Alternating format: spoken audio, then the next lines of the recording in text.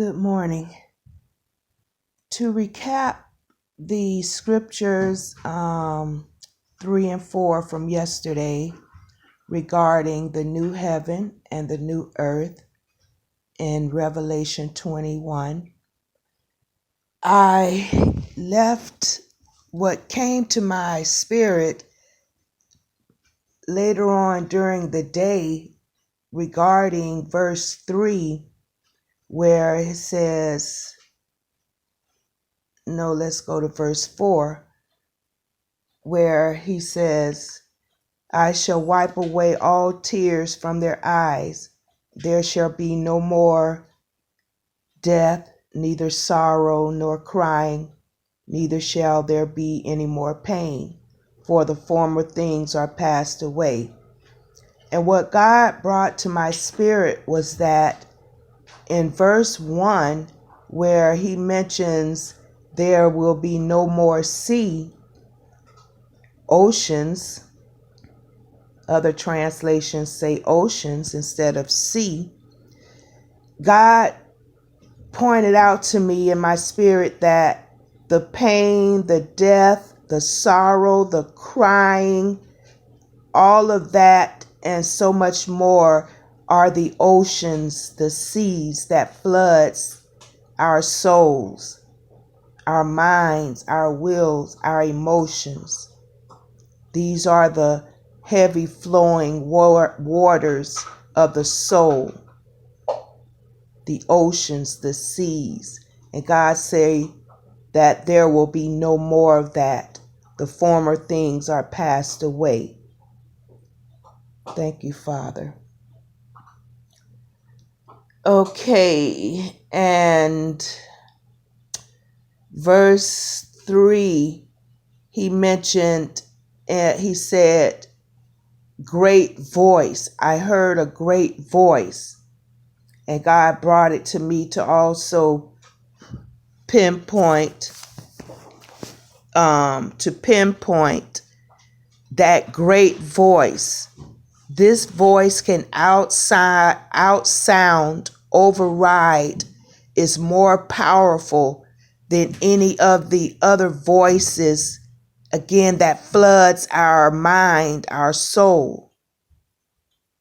And it has to be personal, where you have to hear that great voice within your spirit, because there are many voices, and God's voice can and will override, outsound any other voice. Other scriptures say he who is in us is greater than he who is in the world. So that great sound, that great voice is our spirit, intuition, heart, however we want to describe it. But it is a great voice. And to keep it going, God is with man. Not only is he with man, he is in man. And man has become God's. Okay, now let's go on to verse 5, and I'll go to verse 6. Those are the two we will talk about. And he that sat upon the throne said, behold, I make all things new. And he said unto me, write, for these words are true and faithful. And to mention sat upon the throne, who is sitting upon the thrones of our souls, of our life? Who is the authoritative of our souls? He that sat upon the throne said, because whoever is on the throne, they are speaking. Those voices are speaking. But let us make sure and affirm that it is God's voice, God's spirit, righteous spirit, that is sitting on the thrones of our hearts, our souls, our minds. And he said unto me, behold, I make all things new. Are we hearing the voice of God saying within our spirit, describing within our spirit the new, something new? Are we seeing new? Or are we hearing other voices that describe drama, doubt, fear, speaking lies? Because that could be the voice that's sitting on the throne of our soul. So that great voice is sitting on that throne of our spirit. Let that be the voice of God that's sitting on the throne of our hearts, of our spirits, of our souls. Hatchet, my goodness. And then he said, write, for these words are true and faithful. When we hear the voice of God from within our spirits, we can know that these words are true and faithful. God is true and faithful. So let us grow and be very familiar with the Spirit speaking to us from within, and let that voice override sound any other voice. And trust me, that is what the ultimate goal is to be. Verse 6. Hatchet, please go lay down. Go lay down now. Go lay down. No. Verse 6 says, and he said unto me, it is done. Go now. Or sit down. I apologize. And he said unto me, it is done. I am Alpha and Omega, the beginning and the end. I will give unto him that is athirst of the fountain of the water of life. So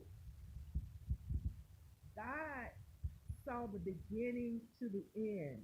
He is the beginning and the end, all at the same time.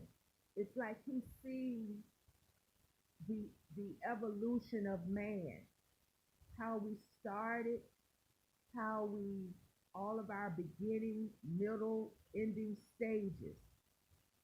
And he saw the beginning at the end at the same time, the evolution of man. Man started with God, man walked with God, and now man is God. He said, I am Alpha and Omega, the beginning and the end. I will give unto him that is athirst. This is something that we wake up and realize that there is something within us that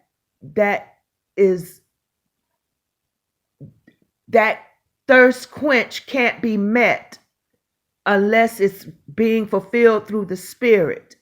And when we realize that there is a thirst within us that only God, our spirit, can fulfill, that is when we wake up to the knowledge that we are one with that spirit. And I like where he said, a thirst of the fountain of the water of life. He took away all of the former waters, all of the oceans, the sea, all of the pain, the sorrow, the death, the tears, the crying. He took away all of those waters and replaced it with the fountain of the water of life. And again, he gives it freely This is nothing that we have to work for. This is something that we know and that we become one with, and it is what it is. And so be it. Have a blessed day.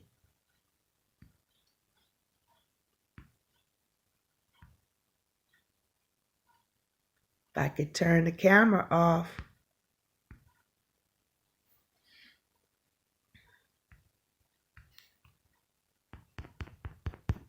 The camera don't want to turn off.